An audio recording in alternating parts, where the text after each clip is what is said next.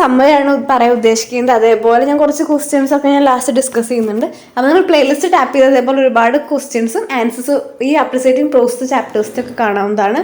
അപ്പോൾ നമുക്ക് നേരെ വീഡിയോയിലേക്ക് പോകാം. 2002 സെപ്റ്റംബർ 18 ലെനൻ ഫൗണ്ടേഷന് വേണ്ടിയിട്ട് ക്ലെൻസൺ പെർഫോമിംഗ് ആർട്സ് സെൻറ്ററിൽ വെച്ചിട്ട് നടത്തിയ ഒരു സ്പീച്ചാണ് ഇത് സാധാരണ ഒരു സ്പീച്ച് ആയിട്ടല്ല ഉണ്ടായിരുന്നത്. കാരണം സാധാരണ ഒരു സ്പീച്ച് ജസ്റ്റ് ഇങ്ങനെ വന്നു പോയി സംസാരിക്കുകയല്ല ചെയ്തത്. അവർ ചെയ്തതെന്ന് വെച്ചാൽ സ്പീച്ച് മുന്നേ തന്നെ പ്രിപ്പയർ ചെയ്തിട്ട് അതൊരു നോട്ടാക്കി കൊടുന്നിട്ട് അത് നോക്കി വായിക്കുകയാണ് അവർ ചെയ്തത്.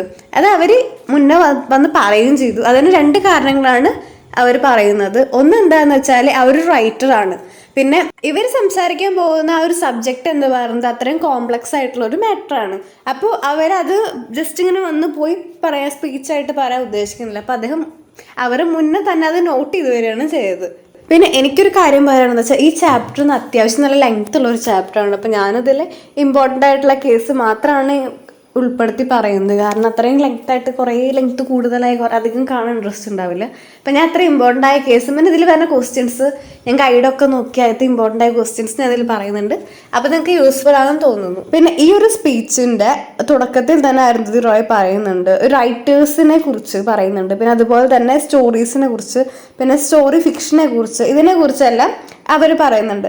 റൈറ്റേഴ്സ് ധരിച്ചു വെച്ചിരിക്കുന്നത് എന്താ വെച്ചാൽ അവരാണ് ഈ വേൾഡിലെ സ്റ്റോറീസൊക്കെ എടുത്ത് ഉപയോഗിക്കുന്നത്. പക്ഷെ അങ്ങനെയല്ല, നേരെ തിരിച്ചാണ്. അതായത് ഈ സ്റ്റോറീസ് എഴുത്തുകാരെ എടുക്കുകയാണെന്ന് പറയുന്നത് കൊണ്ടാണ് ഈ വിവിധ എഴുത്തുകാരെ വിവിധ കാര്യങ്ങളെ പറ്റിയിട്ടൊക്കെ എഴുതുന്നത് എന്ന് അവർ പറയുന്നു. പിന്നെ ഓതർ പറയുന്നത് എന്താ വെച്ചാൽ ഈ പോസ്റ്റ് സെപ്റ്റംബർ റിട്രിക് എന്ന് പറയുന്നത് അതൊരു റിക്രൂട്ട്മെന്റ് എന്നാണ്. അതായത് ഡേഞ്ചറസ് വാറിലേക്ക് എത്തിക്കാനുള്ള ഒരു റിക്രൂട്ട്മെന്റ് എന്താണ്. അതായത് ഈ യുദ്ധത്തിൽ മരിച്ച ഈ ലീഡേഴ്സിന്റെ റിലേറ്റീവ്സ്, ബന്ധുക്കളെയൊക്കെ അവരുടെ ഇമോഷനെ ജ്വലിപ്പിച്ചിട്ട് അവരെ കൊണ്ടുണ്ടാക്കുന്ന ഒരു യുദ്ധം, അവരെ തയ്യാറാക്കിക്കൊണ്ടുള്ള ഒരു ഭീകരവാദ സംഘടനയൊക്കെ ഉണ്ടാക്കാനുള്ളതിനെ കുറിച്ചാണ് അവർ പറയുന്നത്. പിന്നെ ഇവിടെ പറയുന്നത് വെച്ചാൽ സർദാർ ഹുസൈനെ കുറിച്ചാണ്. എന്താണ് ഈ സർദാർ ഹുസൈൻ? ഈ സർദാർ ഹുസൈൻ ഒരു ഗ്രേറ്റസ്റ്റ് സിന്ന് പറ്റിയിട്ടുണ്ട്, അദ്ദേഹത്തിന് ഒരു തെറ്റ് പറ്റിയിട്ടുണ്ട്. അതായത് ഈ സർദാർ ഹുസൈൻ ഒരുപാട് സഹായിച്ചിട്ടുള്ള അമേരിക്കയെയും ബ്രിട്ടനെയും അറിയിക്കാതെ കുവൈറ്റിൽ പോയി ആക്രമണം നടത്തി. അതായത് കുർദിഷ് ജനതയെ അടിച്ചമർത്താനൊക്കെ ഒരുപാട് സർദാർ ഹുസൈനെ സഹായിച്ച ആൾക്കാരായിരുന്നു ഈ അമേരിക്കയും ബ്രിട്ടനും. അവരെ അറിയിക്കാതെ ഇദ്ദേഹം പോയി അവിടെ കുവൈറ്റിൽ ജനതയെ അടിച്ചമർത്താൻ ശ്രമിച്ചു.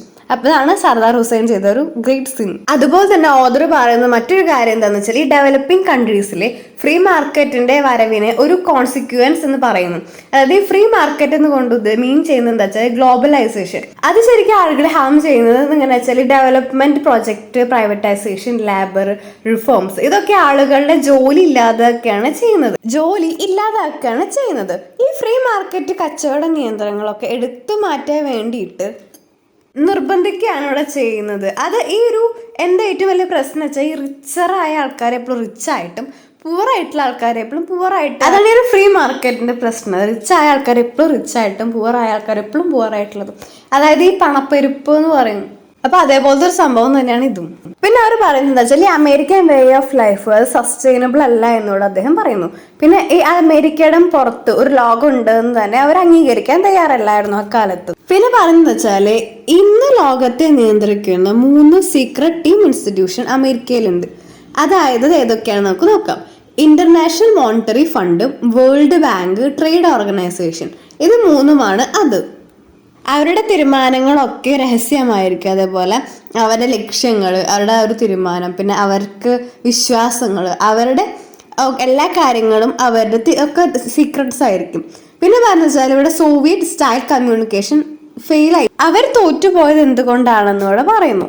അവരുടെ പരാജയത്തിന് കാരണം എന്താ വെച്ചാൽ കുറച്ച് ആൾക്കാരിൽ മാത്രം വളരെയധികം അധികാരം കേന്ദ്രീകരിക്കപ്പെട്ടപ്പോൾ അങ്ങനെ ആയപ്പോൾ ഒരുപാട് കാര്യങ്ങൾ, അയാളുടെ കടമകൾ, അദ്ദേഹത്തിന്റെ കാര്യങ്ങളെല്ലാം അദ്ദേഹം മറന്നു. വേറൊരാൾക്കും അദ്ദേഹത്തിന്റെ അധികാരത്തെ ചോദ്യം ചെയ്യാൻ പറ്റുകയും ഇല്ല. അപ്പൊ അയാൾക്ക് എന്തുണ്ടാവും? അഹങ്കാരം ഉണ്ടാവും. അപ്പോൾ അത് നാശത്തിലേക്ക് നയിക്കും. പിന്നീട് അരുന്ധതി റോയ് പറയുന്നത് എന്താ വെച്ചാൽ അമേരിക്കയുടെ ഭാവിയെ കുറിച്ചാണ്.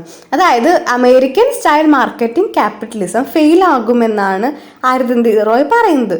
കാരണം എന്താ വെച്ചാല് ഇവിടെ റിച്ച് ആയിട്ടുള്ള ആൾക്കാർ എപ്പോഴും റിച്ച് ആയിട്ടും പൂവർ ആയിട്ടുള്ള ആൾക്കാർ എപ്പോഴും പൂവർ ആയിട്ടാണ് ഇവിടെ ഇരിക്കുന്നത്. അപ്പോൾ ഈ സോവിയറ്റ് സ്റ്റൈൽ കമ്മ്യൂണിക്കേഷൻ ഫെയിൽ ആയ പോലെ തന്നെ ഈ American style of marketing capitalism fail ആകുമെന്നാണ് ഇവിടെ പറയുന്നത്.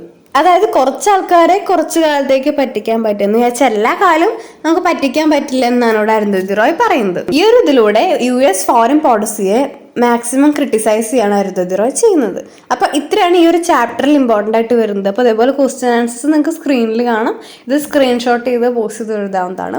എന്തെങ്കിലും ഡൗട്ട്സോ അല്ലെങ്കിൽ എന്തെങ്കിലും ഇതൊക്കെ ഉണ്ടെങ്കിൽ നിങ്ങൾക്ക് കമന്റ് ചെയ്യാവുന്നതാണ്. അപ്പോൾ ക്വസ്റ്റ്യൻസ് ആൻസേഴ്സും ഒക്കെ നിങ്ങൾക്ക് കൂടുതൽ വേണമെങ്കിൽ പ്ലേലിസ്റ്റ് ടാപ്പ് ചെയ്താൽ നിങ്ങൾക്ക് ഒരുപാട് എല്ലാ ചാപ്റ്ററിന്റെ ക്വസ്റ്റ്യൻ ആൻസേഴ്സും സമ്മറിയും കിട്ടുന്നതായിരിക്കും. പിന്നെ പ്ലേലിസ്റ്റിന്റെ ലിങ്ക് ഡിസ്ക്രിപ്ഷനിൽ കൊടുത്തിട്ടുണ്ട്. അപ്പോൾ താങ്ക്സ് ഫോർ വാച്ചിങ്.